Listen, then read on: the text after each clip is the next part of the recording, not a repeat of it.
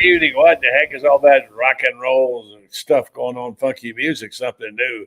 The producers added as a little prelude to the Buddy Martin show, and that would be me, and this would be the show, Buddy Martin, on a Wednesday night, about to lead off with the dean of sports journalism in the SEC and the country in college football, Mr. College Football, Tony Barnhart, my friend, standing by. He'll join us in just 1 second. He's got a few computer issues tonight by phone only, but that's okay. We get by 1 week without seeing his pretty face, for sure. And then we'll have Carlton Reese and our Alec Pete Wilbur will join us at 9:15. Talk about some of the things that have happened in the transfer portal. Florida lost another one today in the transfer portal, but not as a big one, as big as the one they lost when they lost Jack Piper. So stand by. We're coming your way in just a moment, and that your friends and neighbors know that the Buddy Martin show, which is what this is on the air, and we'll be here for an hour. Love to have your thoughts. Join us. Talk college football right here on the Buddy Martin show. Yes, it's time again for Buddy Martin. Call him up and tell him what you're thinking, but be kind because he's doing the best he can. Better, stronger, faster. Mama says that alligators are ornery because they got all them teeth but no toothbrush. Hey, what if the voice calls while you're gone? Take a message. Bye. You ready, champ? I'm ready for this my whole life. I'm incapable of small talk. But that's why you love me, right? Kind of intimidating to be in the presence of so many great athletes.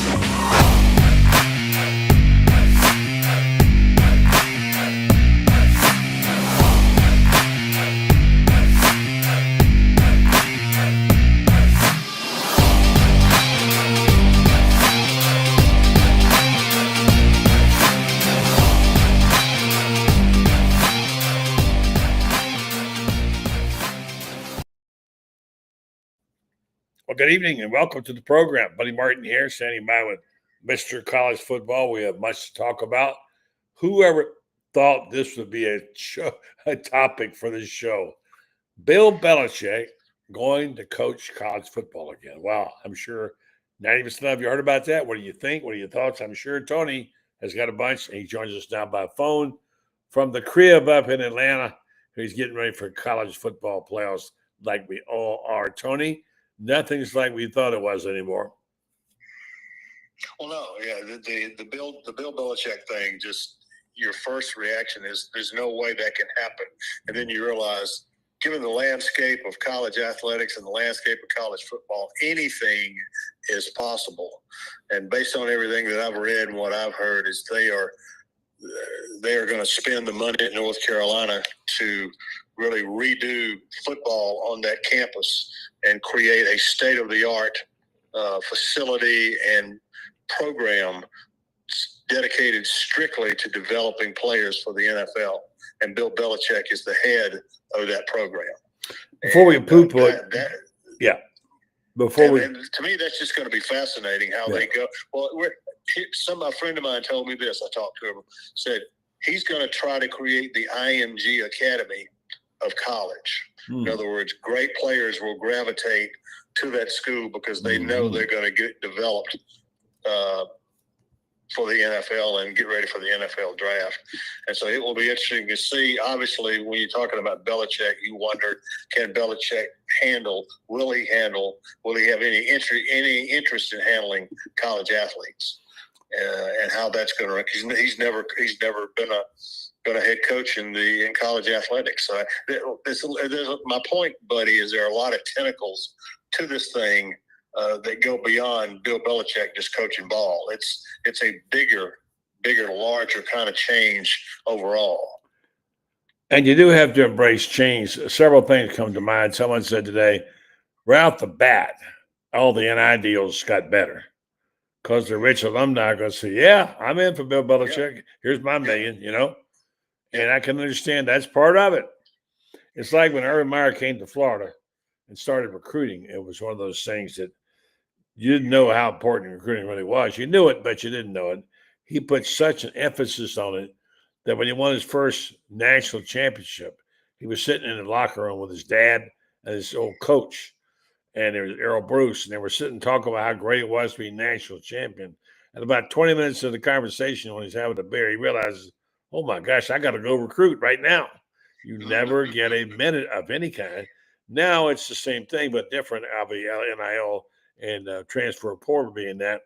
And my gosh, those two things have got to work for North Carolina. You know they're going to get millions of dollars. Every Tar Heel with any money is going to want to say, yeah, we got us a coach now. And I don't blame him. It's something to be excited about, Tony. But go ahead. No, I was going to say no question. It is something to get excited about, and something if they're going to put down their money, they put it on a proven winner. And it's got, and the thing about it, and it's not just recruiting, it's the transfer portal, it's the NIL, it's all those things, and who's going to put together the best organization that takes advantage of all those components. And North Carolina is betting that Bill Belichick could pull. Belichick, for everything I know about him, is an organizational genius. Okay, people talk about what a hardtail he is in practice and all that, but they say just like Saban, his best buddy, he is an organizational genius. Yeah, and lending that genius to all the elements now of college football is going to make for some interesting times in Chapel Hill. Yeah, for sure. A couple of notes about him. His daddy was an assistant football coach, by the way. I didn't realize that till today.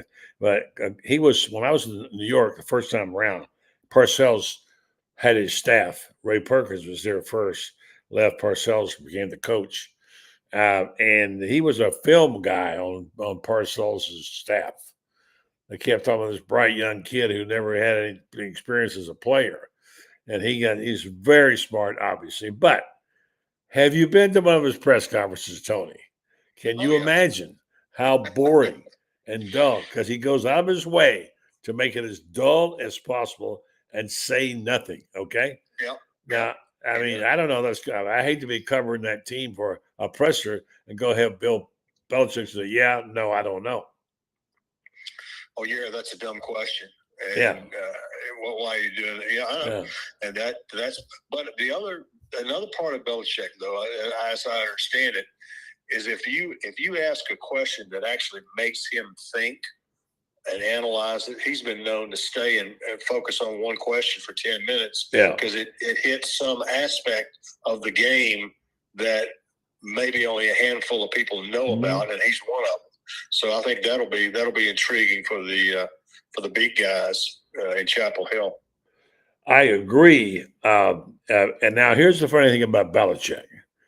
Belichick came to Gainesville a lot, both to see Billy Donovan, be around the program, hang around the basketball program, go to the locker room, hang out with Billy, and Urban Meyer.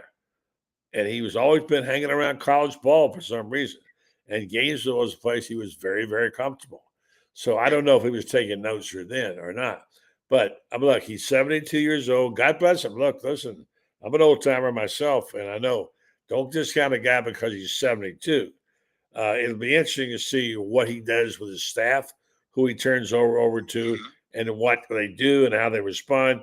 It's just a dynamic I didn't expect to be dealing with. Now, Urban Meyer knows about that stuff. He's done it both pros and college. And let's be honest, we've been saying, Tony, that college football is getting more and more and more like the NFL. And today it got just a lot more.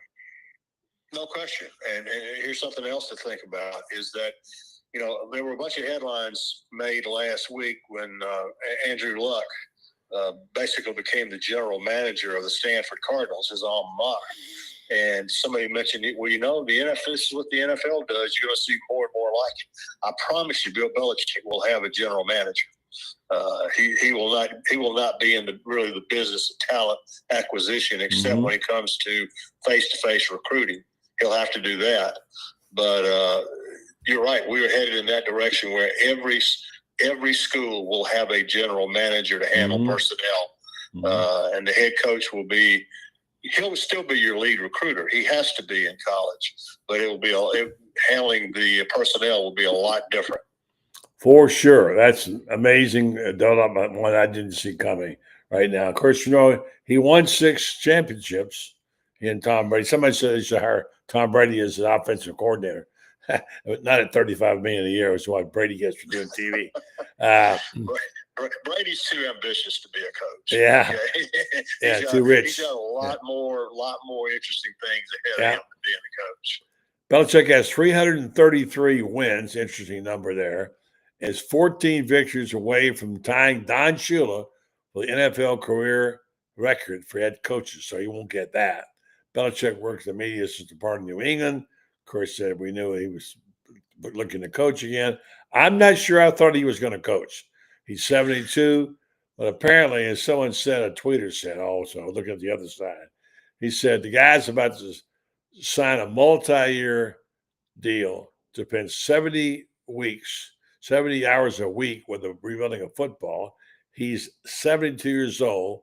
He had 3 kids with a wife he never saw.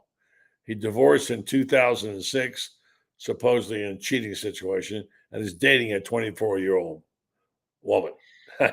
He's not following a script there again. No, and I really thought if he came back to coaching, it would be in the NFL in order to catch Shula's record.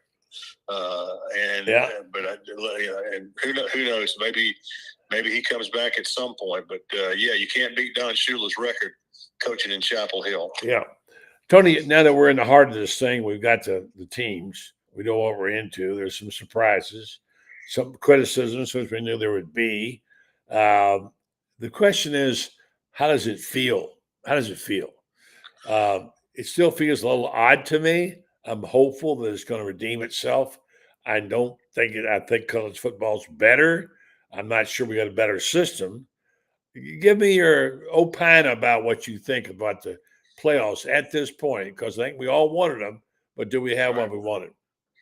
Well, I spoke to the Orlando Touchdown Club the other night. I got asked the same question, and it's this iteration of the college football playoff is only going to last 2 years. It was never meant to last more than 2 years. You'll recall that there was a point there where the contract was in place for the 4-team college football playoff. And the presidents finally came to them and said, we don't want to do these last 2 years with 4 teams. We want to go to 12 and do a 2-year contract at 12. And the ADs and commissioners says, well, we'll have to make all kinds of concessions. Mark Keenum, the president at Mississippi State University, a brilliant man, by the way, went to the commissioners and said, guys, I don't care what you have to do. We want a 12-team playoff for the next 2 seasons. So part of what they had to do, buddy, to get the deal done, to placate the group of 5, take care of all the conferences, they had to put this system in where the seeding is just beyond crazy.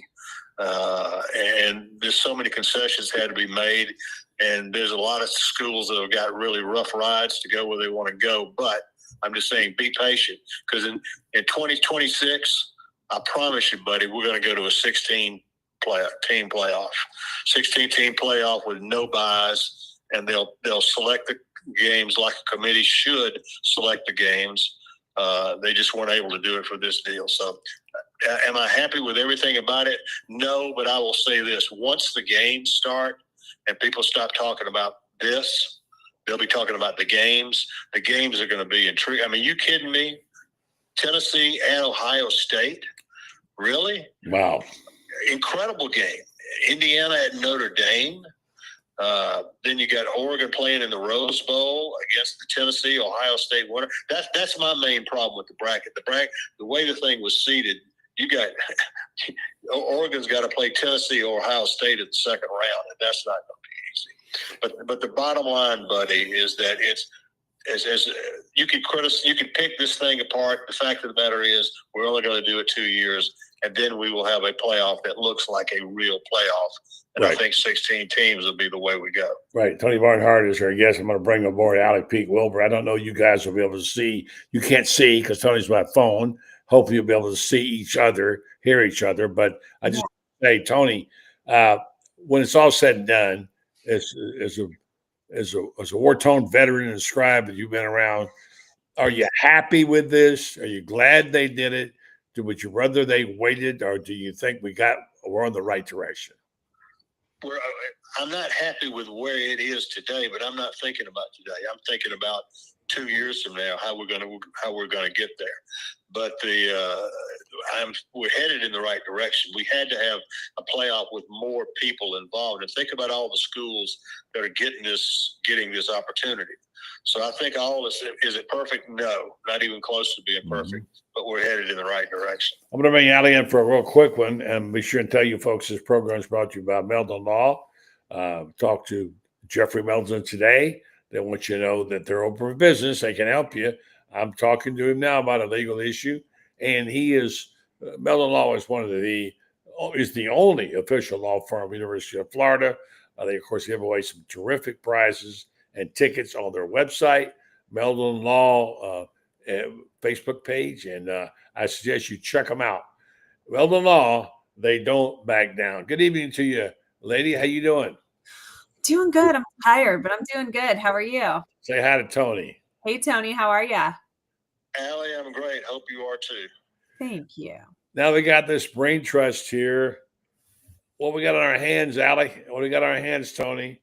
Is this thing going to right itself? And among the questions asked, do we need to make every conference champion? Should we give them a bye? How is the bye program going?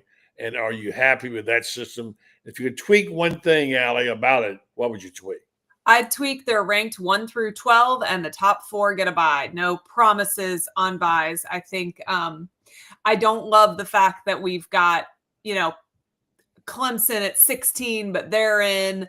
I don't love that Boise State. I have issues with guaranteeing things. Let's rank them 1 through 12 and give the top 4 a bye. Tony, I guess the question is, if you can rank the teams, why can't you rate the conferences? And I guess we're afraid to rate the group of 5. I don't know. We all know what's wrong with this picture. When you see the teams that made it and you say, really? How would SMU do in the SEC? Not that well, obviously. So I guess that's the thing that looks funny to those of us who grew up watching the SEC, saying, you're telling us one thing, but we believe another. How do you deal with that, Tony? Well, Allie's right in this sense that if you rank the teams 1 through 12 properly, or 1 through 16 properly, the seeding will take care of itself. It's when you rearrange. Boise State is the number 3 seed in this tournament. Well, Boise State's not the number 3 seed, but they are. Okay. What Allie's talking about, the promises, those are the things that throws the entire bracket out of whack. When Arizona State is the number 4 seed. Well, yeah, they won their conference championship. So rather than guaranteeing anybody anything, you play your games. Then the committee will pick 1 through 12. The top 4 seeds, if you still have byes, the top 4 seeds get a bye. But moving these schools around to where Boise's your number 3 seed and Arizona State's your number 4 seed, that doesn't make any sense. There are too many teams that are much better than these others who should be getting those 3 and 4 seeds. And that's how you fix it, is you seed the field properly and not based on conference realignment and all that stuff. So. I think when you instead of thinking about conference championship weekend as saying it shouldn't cost them because they shouldn't be able to play their way out of it, they're playing an extra game or this or that, I think we should look at it as it's an opportunity to play your way in, and that. And we don't have parity between conferences. We just don't. So for us to act like we do, but only in these scenarios, doesn't make sense to me. There's not conference parity. So you know what? SEC probably should have the winner and the loser of the SEC championship game get in. That does not mean that that's the case necessarily for the ACC. That does not, and that is just the reality of it. These schedules are not equal. So we shouldn't look at them equally. But I do think if we just simply rate them, 1 through 12, 1 through 16, 1 through 64, however many teams we expand to, and give our top chunk a bye, having nothing to do with conference affiliation, it kind of rights the ship a little bit. Does it feel like there's a whole lot less importance going to be placed on conference championships? I'm already hearing people saying they're archaic, let them go. And they look at the prices that some of the tickets went for. Some of them didn't sell at all. Even the SEC tickets, SEC championship, Tony was selling for $100 at kickoff. So what is happening there? Because we grew up, Tony, thinking the ultimate game is the SEC championship game. And, and Steve Spurrier said the same thing. We never worry about the national championship. We want to win the SEC and then take the rest of it. So how much de-emphasis is there, Tony? And are we in danger of losing those conference championships? I don't think so. I don't think so at all. I mean, again, I've been to every SEC championship game but one, and I watched that event grow and grow and grow. And I was there Saturday night, and let me tell you what, it was rocking and rolling. It really was, and it was a great, great game. So I do not believe in giving up the conference championships. Okay, that's just not going to happen. And by this way, guys, there's too much money in it. All right, there's too much money in it to not to do it. SEC makes a killing on that game, and so I don't think they go away. Allie?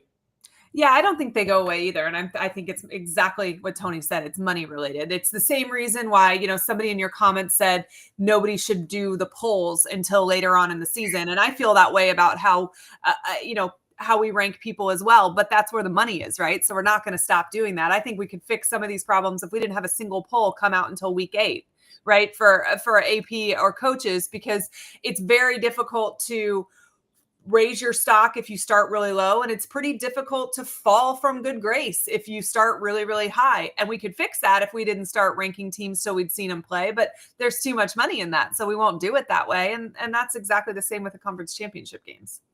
Allie, weigh in before I let you go on the Belichick thing. There'll be some dull press conferences up in Chapel Hill. My gosh, the guy's 72. He's got $10 million a year for 3 years guaranteed. Can he resurrect that program? And Tony and I were saying the big money guys are stepping up. They're going to be some big NIL deals, Allie. I love Coach Belichick. I would never bet against him. I just think it's kind of a weird thing. You've kind of forced Mac Brown out, saying he's too old. He's 73. Right. To then turn around and hire somebody that's 72. And I mean, obviously, youth movement, they call it. He's got an incredible resume, but not in college, in the NFL. And generally, college coaches don't work out in the NFL, and generally, NFL coaches don't work out in college. So it'll be interesting to see. I'm kind of surprised that he's even interested in taking on the stress of what this will be. But, UNC will throw some money at it, and heck, maybe it'll work. Yeah. Final thoughts, Tony? I think the initial press conference is going to be very entertaining. And Bill Belichick will make him, he'll be the guy who determines how entertaining it'll be, but that's just going to raise the level. And understand, guys, this has not been a great stretch for the ACC, all right? Yeah. I mean, you got your Clemson, your conference champion, had, 2 or 3 losses, and it's just not been a stretch for the ACC. This is going to inject some energy into ACC football. So I think it's going to be good for the conference overall. All right, Tony, thanks so much, buddy. I appreciate it. You take care, and catch up to you after the playoffs, all right? All right. Bye, guys. Take care. All right. All right, Allie, we had some news today with Florida's schedule. It's different. We can talk about that. We'll bring in Carlton in a minute. It looks different. Everything looks different, Allie. Everything looks different. And us older guys are having a little more hard time with things. Now this season is going to look completely different. No more Florida, Tennessee in the third week of the season, et cetera, et cetera, et cetera. It's a new day in college football. I'm sure you probably have seen the schedule by now. If so, what do you think about it? Let me bring in our friend Carlton Reese, the fine writer now for Gator Bait, and a good friend and a guy who's a college football freak. Say good evening to Allie there, Carlton. How y'all doing? Hey, how are ya? Great. Yeah, I mean, I think Tennessee in November is just hard for me to wrap my head around. Honestly, I'm still kind of scarred from 2001 when we played them I guess the first week of December because of 9/11. I mean, that game belongs in September to me. It generally has always fallen on my birthday weekend. My birthday is September 17th. That my entire life spent going to that game with my grandfather, home and away, because it was my birthday weekend. So it's a weird thought. I also, looking at how we started this season, pretty slow at the beginning. And so I don't love that we have LSU week 3 and then we have Miami and we have, Texas and Texas A&M so early in the schedule. Like, we're going to have to come out of the summer ready to go, because it's going to be even harder than it was at the very beginning this season. Yeah, just to go over real fast, I'm going to get Carlton's take on this. They play LIU, Long Island University in Brooklyn, opening game. That's an odd one right there. Starting off with that cupcake. And then they've got USF the following week at the Swamp. Then they go on the road. They got LSU and at Miami. There's a couple of tough ones there. So looking at the early the season schedule out of the first 4, they may be very fortunate to come out of there at be 3-1 after that schedule. Then comes the Texas Longhorns coming to the Swamp on the 4th, then followed by a game in Texas A&M out in College Station, followed by Mississippi State at home, and then a bye week. Then comes the November. This is always hard to remember. Florida plays in Jacksonville against Georgia. They go to Kentucky. They go to Ole Miss. There's 3 tough road games there, although Jacksonville's not a road game per se. And finally, they close up with Tennessee at home and Florida State at home. All right. What do you see there, Carlton? What stands out to me is playing Tennessee the week before FSU. No bye week, no cupcake. FSU is going to play, a Long Island University probably the week before that. That's historically what they do before Florida. So there's another disadvantage on that end. Also, I was really kind of looking forward to them opening the real part of their schedule at that parking lot in Miami that they play, the Hurricanes, but they're going to open the real schedule at LSU. So I don't know that works well for Florida either. You get a real game under your belt before you play Miami, but it's an SEC game on the road. Steve Spurrier would not like this schedule. I'll tell you that. Yeah, for sure. Alabama has other changes. There's another tight end in the portal from Florida, in addition to Jack Pyburn, who we'll talk about in just a minute. You've also got now a guy named Gavin Hill, who I already know who he is. Honestly, I didn't even recognize the name. I had to look it up. And, I wish him the best at his next stop. And I think that there's probably a great chance a lot of these are mutual or even encouraged by our staff, because it's just a numbers issue. They just have to trim some scholarships if they want to be able to sign kids in the portal. They signed a larger high school class than a lot of people expected. The number I kept hearing behind closed doors was 20. They signed more than that. They want to get some key pieces in the portal so that they can be competitive immediately. So unfortunately, there are going to be some guys that we're going to have to, part ways with. Yeah, I think the Jack Pyburn thing hurt. Someone said to me, "Well, you have no way to report this, Carlton. We talked about this. There's no way to go find out because there's no data there you can count on. But you got a situation. Someone says again. I hate saying someone says there's reports of them bringing in a really big time edge rusher. Mm-hmm. Florida's got 6 edge rushers. Yeah. That's a lot more than most teams do, and some pretty good ones. So Pyburn was a guy that kind of caught the imagination. He didn't even have a sack till suddenly late in the season. He became a dominant force over there. He plays with fire. He's a good tackler. He got noticed, and it feels like there was a loss there. Now, he's not gone yet. He's just in the portal. So he can come back. I don't know. Maybe he's leveraging it. What do you make of the Pyburn thing, and Allie, and what do you think about it, Carlson? Well, as far as Pyburn goes, he was more, I think, to this program than just a good player. I think he was very much endearing himself to the fan base. They loved this guy as a pure Gator, bled orange and blue. And then to hear that, well, he's going to transfer, and it's likely because someone's going to give him $40K a month, $45K a month, and they're going to make some guarantee about playing time, which is stupid if a team does that. That, okay, now all of a sudden, so he's not going to be a Gator.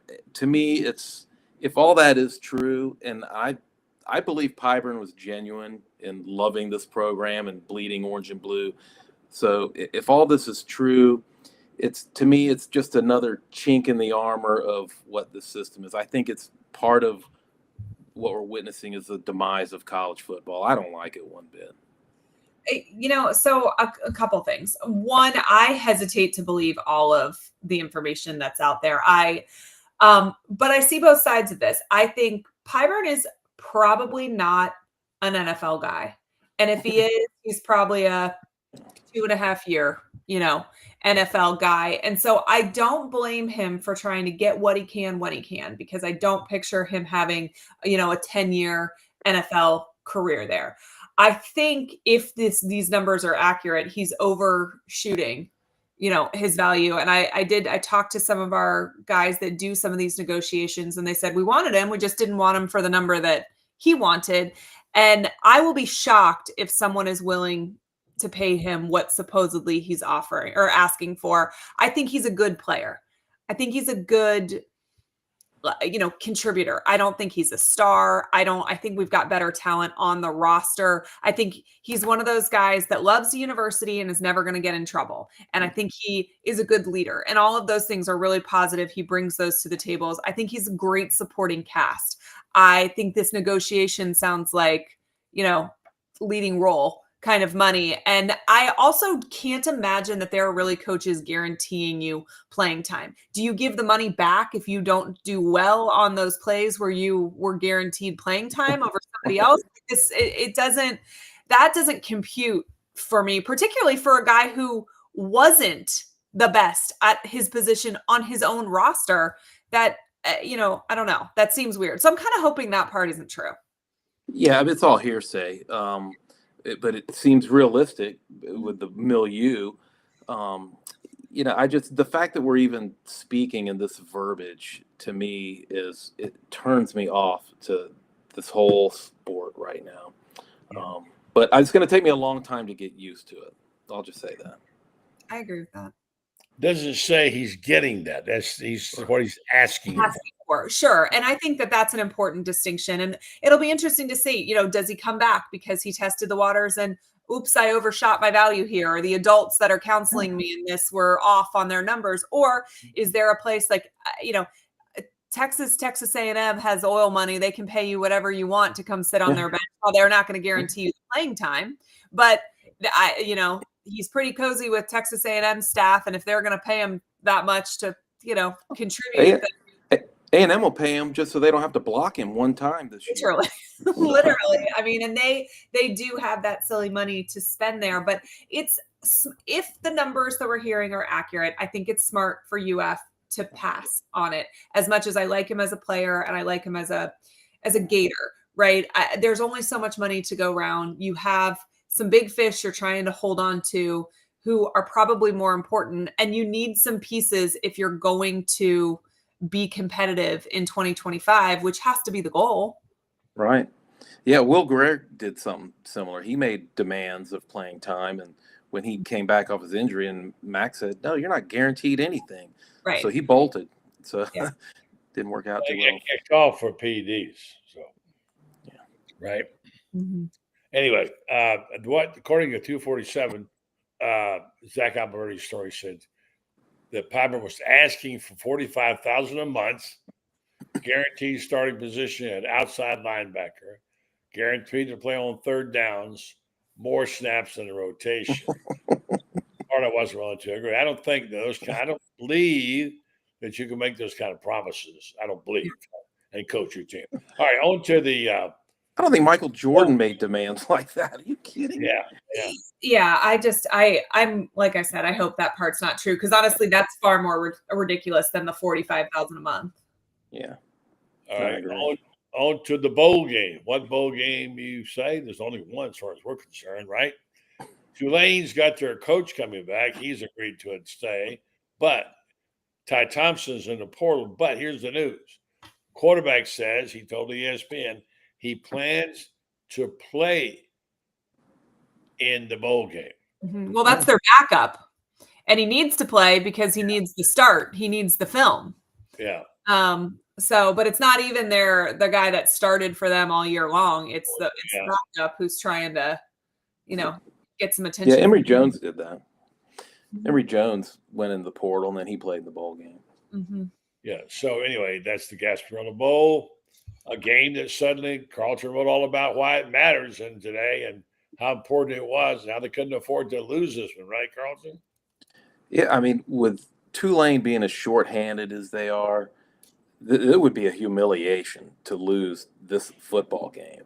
But setting that aside, this train is rolling right now for Florida, and to lose this game would really kind of jerk the rug from all this goodwill that's being built among the fan base. And people say, well, it's a bowl game, it doesn't matter. But Florida's going to be about as full strength as you can ask a team to be going into a bowl game, and then going against a team that's far inferior to Florida. There's no question about it. You have to beat this team. You have to beat them soundly even. And this is kind of a prelude in the next year to kind of get everyone all excited. Florida rolls in this game. They might be looking at a top 15 ranking in the preseason next year. Right. All right, back to the Belichick story. Do you think there's anybody in the NFL who else who would like to? So I keep hearing that the college coaches want to go to the NFL because they got to put up with all the crap with the recruiting stuff. Now we got the reverse cycle going here with Belichick. Remains to be seen how well he'll coach, but he will help the program. Other than Urban Meyer, who out there would be someone who could come back to college and make a big splash? Anybody? From the pros? The pros, the NFL, yeah. I'll let Allie, you feel that. Pete Carroll, not that it's happening, but I mean, he could come back and coach, and he would be fine. I mean, Harbaugh obviously was successful in college. He could do it. I just don't think in general coaches are successful in both. There are obvious exceptions to the rule, but I think in general, you're either a great college coach or a great NFL coach. It takes a different skill set for each. So it's rare to be good at both. And, a Pete Carroll's a good example. And he's been great at both levels, but I also think he was at the right schools and the right NFL franchise for his personality too, for that to work. I don't know that his laid back going surfing in the afternoons vibe is going to work if he coached in the SEC. It worked at USC. He's out same kind of vibe in Seattle, right? I don't know that works here in Jacksonville, for instance, but I just, in general, I think it's one or the other. Yeah. I can understand how coaches would feel about wanting that time back they spent on recruiting and how that would work in the NFL for sure. But it's also a 12-month team too. In the NFL, this is their jobs. They don't do their jobs; they lose their jobs. And you're babysitting essentially. You're growing young men in college, and there's just so much more complicating factors that go into it, and probably irritants that go into it as well. Right? You have to have a lot more patience to coach in college. Well, in college, you're now coaching professionals, but they're just vastly more immature professionals. Exactly. That just have no idea how to I think that's a dangerous combination. It is. Absolutely. You're giving $40,000 a month to guys who are buying the bar dollar shots of, Jaeger at a bar with the stairs that are about to collapse. What's wrong? That reminds me, too, when I heard about Pyburn leaving, I remember I was in Kentucky about 10 years ago, and I was at a restaurant, and some guy who was like a second string, hardly played guy for the Kentucky Wildcats basketball team walked in, and it was like the Dalai Lama just walked into the restaurant, and everyone was just all over him, and this guy couldn't buy a drink or anything. This guy was a kind of a nothing Kentucky player, and I kind of feel that way about Florida football. I was a golf pro, and Reed L. Anthony, Judd Davis, they'd come up. I'd say, your money's no good here. You ran through the tunnel. And that's kind of the way it should be. I think Pyburn if he goes, he kind of ingratiates himself to Gator fans in a way, and that mystique is gone. It's a pretty nice thing to be kind of a hero for life, so to speak, for your alma mater. 100%. For sure. Speaking of which, we think the team is pretty good at the end of the year, has been. players are pretty decent, yet it doesn't show up in any of the postseason all conference. I'm going to talk about that. But first, let me tell you about what's changed at Titan MRI. Titan MRI and Imaging is what it's called now. It's been acquired, Titan MRI, by Highfield MRI. Joe Colorillo started at Highfield MRI in 1997. Now he's back.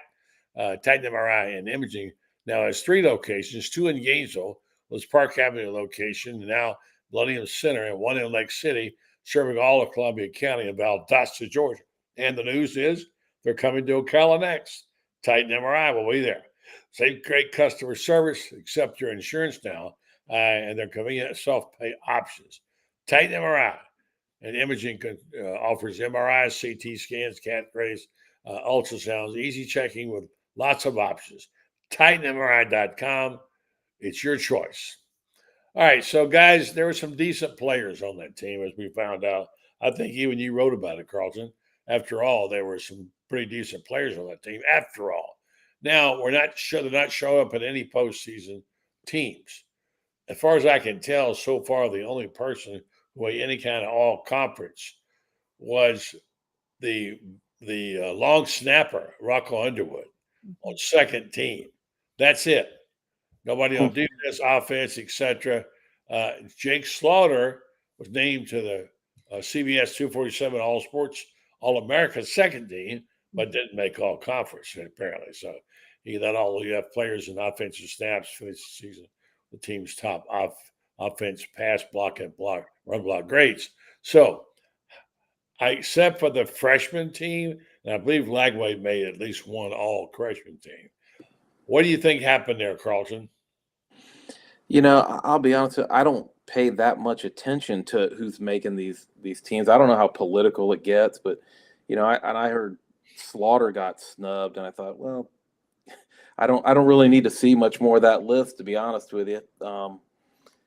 When it comes to all conference teams, where did ETN fall on that? That's my question. Where did he fall? He didn't. Yeah, he didn't, right? He did. He was what was he, the first team running back preseason and all that? So it's been so long, I can't remember. Well, I mean, what's it based on? Is it based on your numbers, how a lineman graded out or not, whether he was on a winning team or not? I don't know what the criteria is. Is it based on his NFL potential?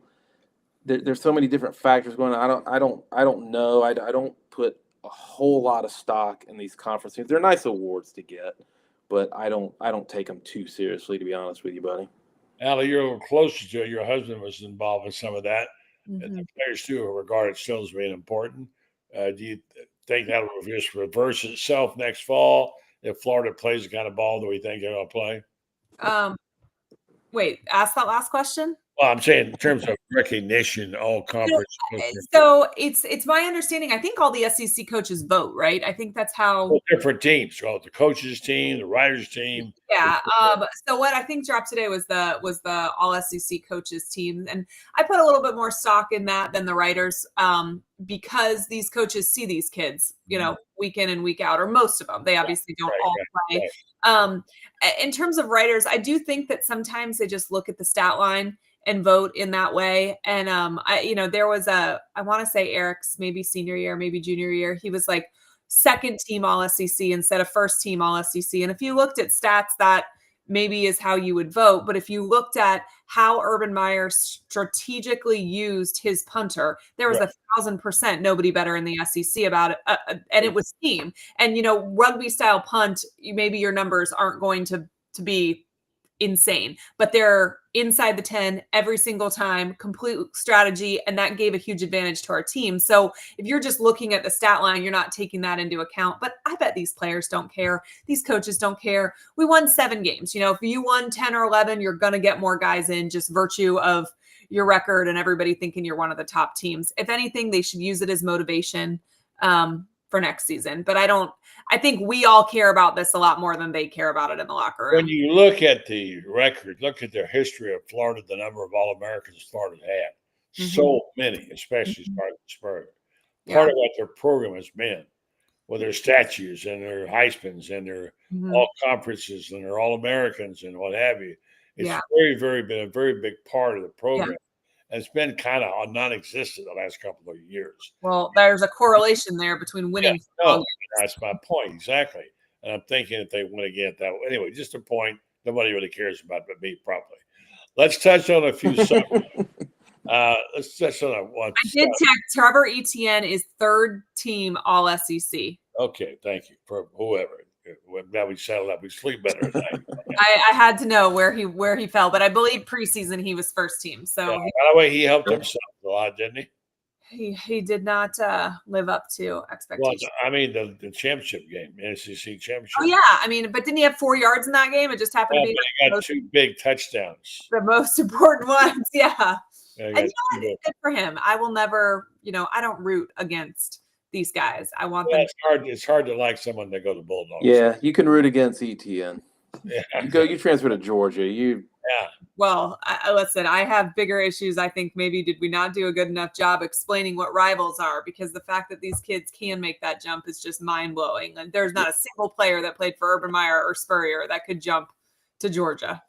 No, they couldn't, and you couldn't either, Alec, and neither could I, and neither could Carlton. So, all right, so let's talk about a non-issue, which is the planting the flag at midfield.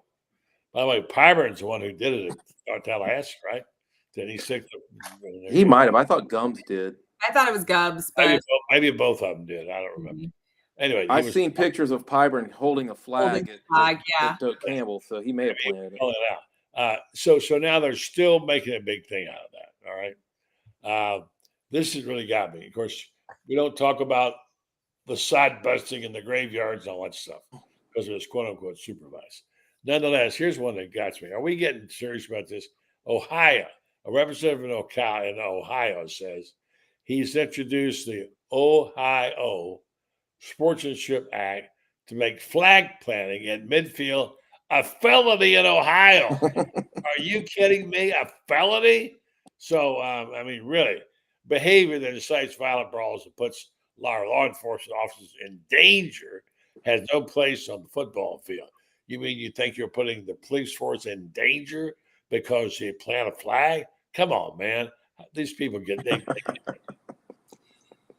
you're telling me that there is not something better that a legislator in Ohio could be doing with their time to help their constituents than write a stupid bill about being bitter that Michigan's beaten them 4 years in a row. You want to stop the flag planting, win. There you go. Very simple. That's all it's about, Carlton, is because they got their butts beat. Yeah. The only silver lining to that is if these legislators want to spend all their time making these kinds of rules and keeping their hands off everything else, I say have at it. And that'll make me a happy guy. Yeah. All right. So let's make this a big, good bitching session right here to go off with tonight. All right.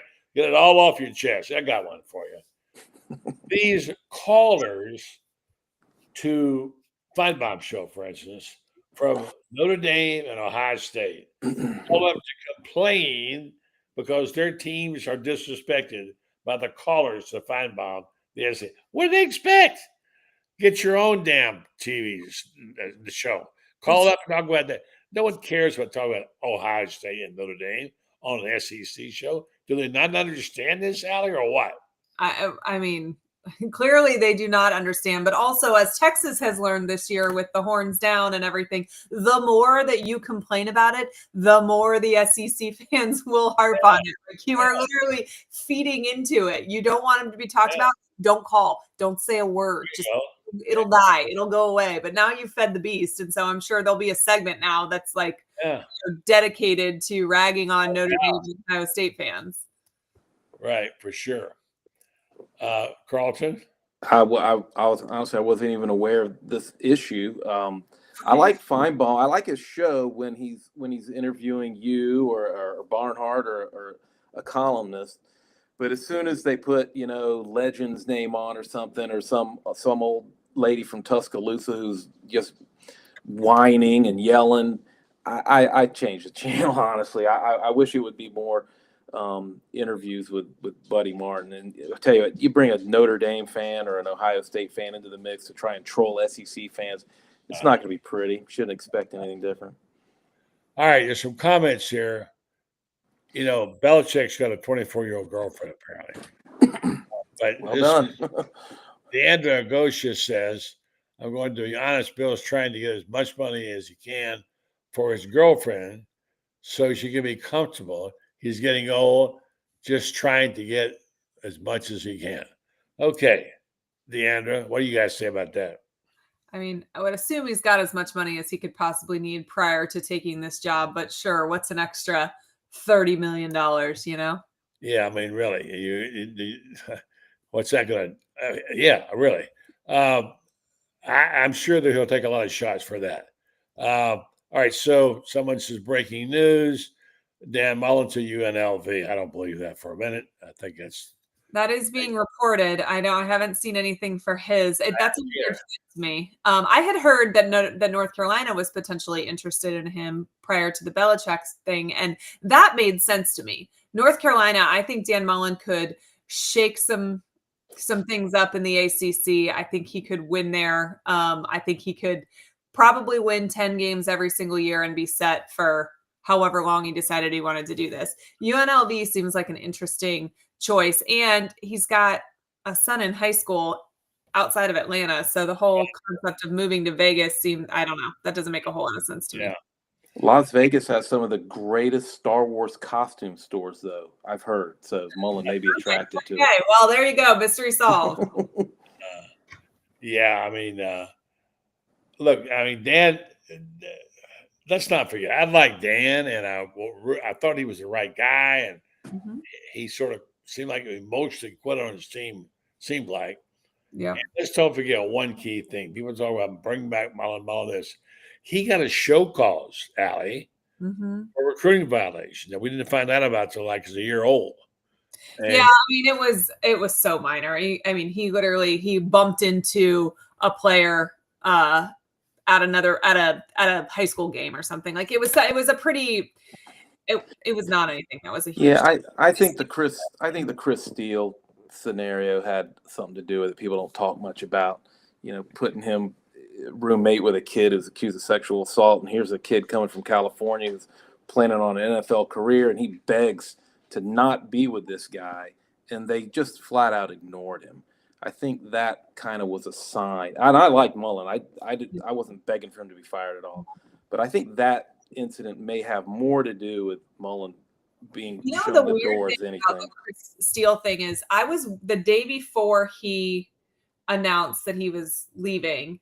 I was with the Mullens, and he was texting Megan, getting opinions on how he should decorate his dorm room from her, acting like everything was completely perfect. And we were talking about it then, not knowing that he was about to jump ship. Yeah. But the day before he announced, everything seemed very normal in his conversations with his head coach's wife, which is something I always think about. Like, I feel like there's got to be more that have never come to light about that, because his behavior the day before is odd if you're going to jump ship the next day. Yeah, Dan's wife is a topic of conversation too in her own right. Yeah. I like Megan. I like Megan. Yeah. Group in Ocala. What is the story, you guys are just talking about? I missed part of that. Well, Chris Steele was a 5-star defensive back from California. He was the biggest recruit. I can't remember what recruiting year that was, but I'm trying to recall it, but he probably 2017. Who was the kid? Jordan, a kid he was roommate with a kid who was accused of sexual assault, and he had policemen interviewing him. Think somehow his name's getting wrapped up in this very disgusting case, and Steele's supposedly asked all the coaches, "Can you please get me away from this guy? Give me a different room." And they just kind of ignored him. Just said, "No, stay where you are with this guy." And then I think talking to people back home, the guy probably was homesick too. They said, "You got to get out. You got to come home. This is not the right situation for you. You got to go." And he did make the right decision. He went back. He was a good player at Southern Cal. He played in the pros. Yeah. Okay. I somehow missed that. Jalen Jones is who it was. Jalen Jones. Yeah. I knew there was a J in there. Yeah. Jalen Jones. Yeah. He was a quarterback. Right. 4-star quarterback. But yeah, he didn't last long either. But he was another guy that was one of the blue chip members of Mullins. I want to say 2019 class. Yeah, that might have been it. I lose track of those years. Yeah. So. All right, so in the final couple of minutes we got here, we have a nice-sized crowd tonight checking in on the Belichick story, and of course, the schedule story we talked about earlier about how it's different. Dates are changed. Ollie's ticked off because her birthday's ruined because we're such creatures of habit. I know. We want to schedule the third week to do something. Tennessee is never good at the beginning of the season, and they're always good by the end of the season. So I'd prefer not to get them 1 week before the season. Yeah, for sure. But in the final minutes, let's not forget basketball. I mean, there's a 10-day period. I don't know why they take these 10 days off. It seems nuts. Yeah. But this basketball team, despite the controversy surrounding its coach, is really going to be making a splash. And you get the feeling by watching them, and I love Condon, by the way. I think he's a fantastic player. Is so you're going to hear from them, and they're going to be right in there for an Elite Eight spot in a big-time way. And this team, and they're playing in a difficult league, as we saw. Did you see how badly they beat the ACC in the challenge? It's like 12-2 or something, right? Yeah.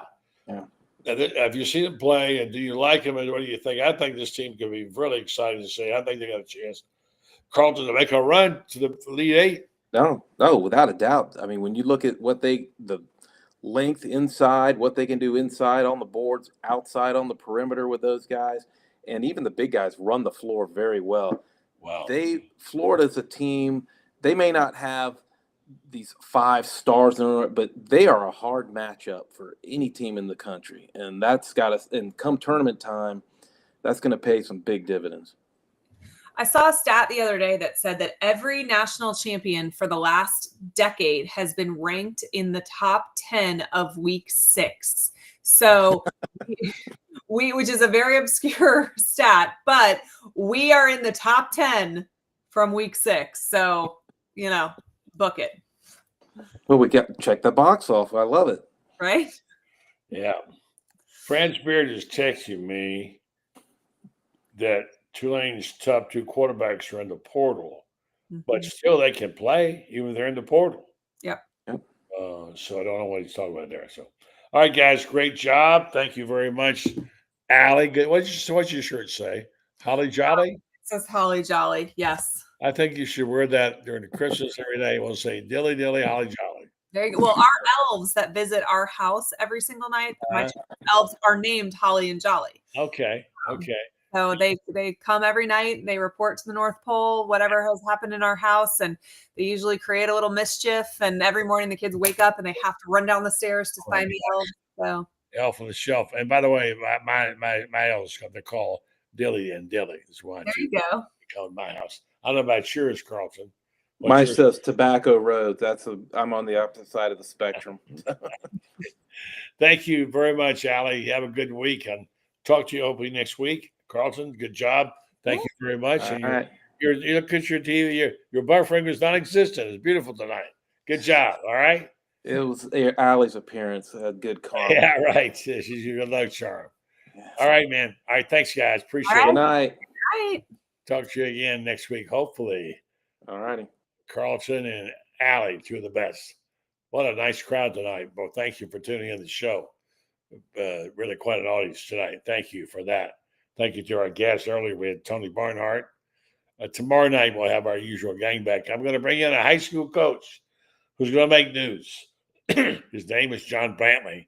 I won't tell you what the news is yet, but we'll be popping it tomorrow night on the show with the Orange and Blue Bloods, with Ben Troop and with Franz Beard and Lauren Meadows, all tomorrow night on the show. Meanwhile, let me close off by saying thank you to a great group of people in Ocala, the people at Rinstar Medical Research. They do such a terrific job in the community. As a member of the community, they also do a terrific job in the medical community of finding a better treatment for our health. They have something called the clinical trials. They've done well over, maybe even 800 of them over the years. and they're looking for better ways to treat you and I and to give us the proper matchups for medications. And they do that primarily with the research. And one of the ways they get that is they get information from the clinical trials. They forward it to these companies, and they're able to get a better fix on what our health needs are in our community. So check them out. Registrar Medical Research. You can go online to their website and find out more about what the next clinical trial is going to be. Sign up for it, possibly qualify, and be paid for time and travel. You help yourself, you get paid, you help them, you help your community. It's a great deal. Clinical research trials. My friends over there, Mary Brownlee and Joe Sorrentino, are looking out for us. And by the way, speaking of Sorrentino, hello to Joey, who's one of the proprietors of Marion Dental there in Ocala, and also one in Lady Lake. Good man for need dental work. Check out Marion Dental. Registrar Medical Research, seeking tomorrow's answers to the health questions of today. Well, folks, you have a good night. We'll be back tomorrow at the same time, same station, do the same show. Thank you. Good night.